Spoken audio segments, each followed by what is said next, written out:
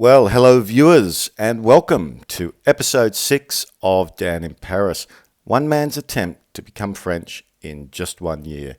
In this episode, I'm going to share our goings on in March, and it was a different month for a couple of reasons. Firstly, spring is springing, and thank God winter is over. It's really my first winter in the Northern Hemisphere. I've survived all 6 months of it. I'm now seeing trees that were bare are slowly showing their foliage, and many flowers are blooming, especially what look to be cherry blossoms, although I'm not exactly sure what they are. Frankly, Paris looks completely different, like a new city. And I think my two key takeaways from winter are that central heating is a little bit too warm inside, and the amount of layers you have to wear outside is really boring. Put clothes on, take them off, put clothes on, take them off.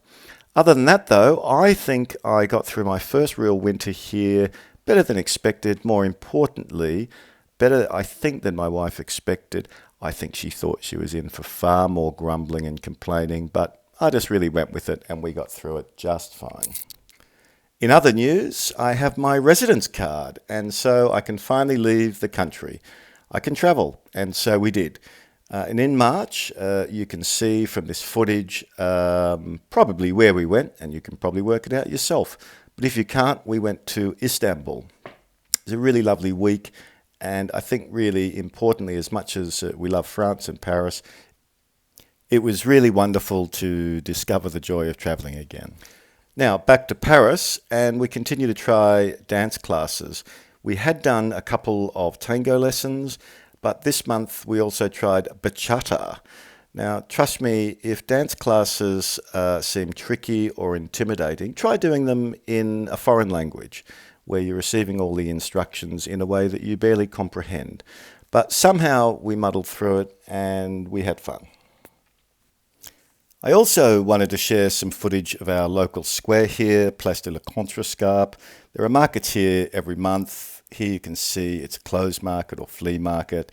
Like most things, probably sounds better in French. Flea market is marché aux puces.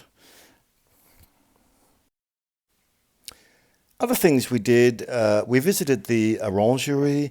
I didn't know much about it before we got there.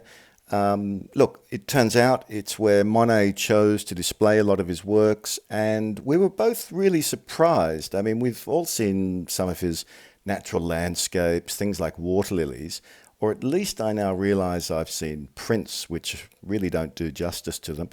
These things are in fact massive 8, 9, 10 meter long murals displayed along walls inside the Orangerie in a really unique way, and they're gigantic. It's a really beautiful venue too in central Paris near one of the larger parks. And if you come to Paris, I'd really recommend stopping by and having a look. We also visited the Hotel de Ville in March. Definitely one of my favourite buildings in Paris, just owing to its history, its sort of stunning facade. You know, it's a stone's throw from Notre Dame in central Paris.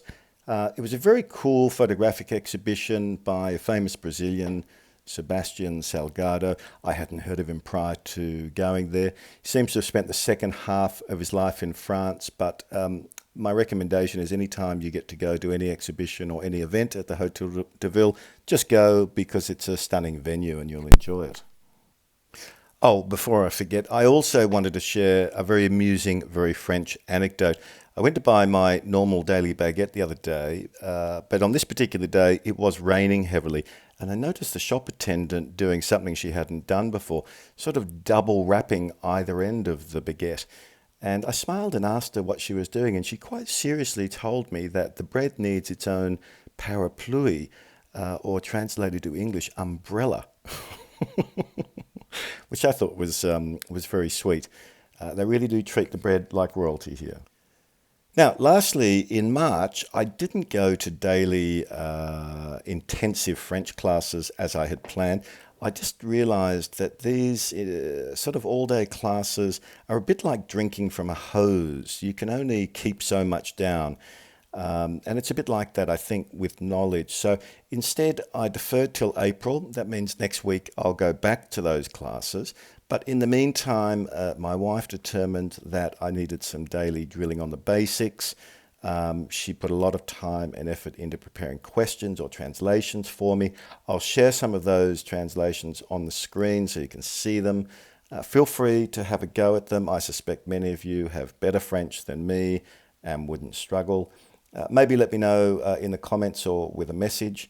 I think there's no downsides to learning at home. Maybe sometimes my wife laughs a little too hard when I make a basic error, but ultimately she's ridiculously patient and a brilliant teacher. And it's been, I think, a really wise decision to defer from classes and just get back to basics. And I feel much better for it and much more confident and prepared to take on the next month of classes.